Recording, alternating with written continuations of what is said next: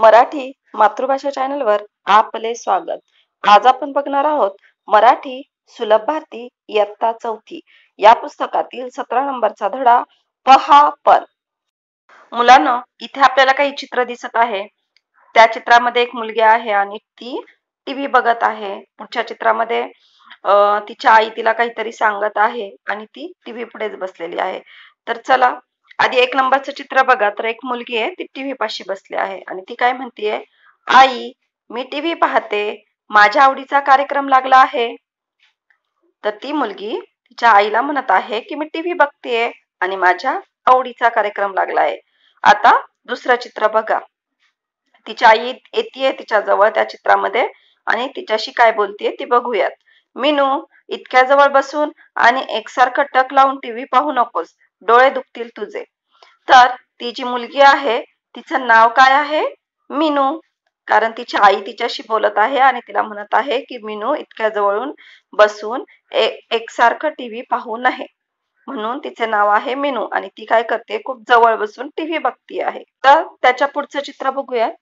या चित्रामध्ये मीनूनी आईला आवाज दिलाय आणि ती काय म्हणते, आई लवकर ये, बघ ना माझ्या डोळ्यांना त्रास होतोय, डोळ्यातून पाणी येतंय. त्याच्या पुढे आई तिच्या जवळ येते आणि म्हणते, अगं दूर बसून टीव्ही बघ, म्हणजे डोळ्यांना त्रास होणार नाही. त्याच्यानंतर पुढच्या चित्रामध्ये बघा, मीनू थोडी लांब बसलीये टीव्ही पासून आणि मग आई तिला म्हणते, मीनू आज नाही तुझे डोळे दुखणार, आणि बर का मीनू, टीव्ही खूप जवळून बघू नये. तर मुलांनो, मीनूचे डोळे का दुखत होते, तर ती टीव्हीच्या खूप जवळ बसून एकटक टीव्ही बघत होती, म्हणून तिचे डोळे दुखत होते. तर ह्या धड्यामधून तुम्ही काय शिकले, की आपण टीव्ही हा खूप जवळून बघून एकसारखा टीव्ही बघायचा नाही. तर पुढे काही प्रश्न उत्तर दिलेले आहेत, त्याची उत्तरे मी तुम्हाला सांगणार आहे. तर पहिला प्रश्न आहे, मीनू काय करत होती? तर उत्तर आहे, मीनू टीव्ही पाहत होती.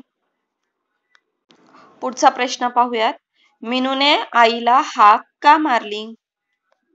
उत्तर, मीनूच्या डोळ्यांना त्रास होत होता, म्हणून मीनूने आईला हाक मारली.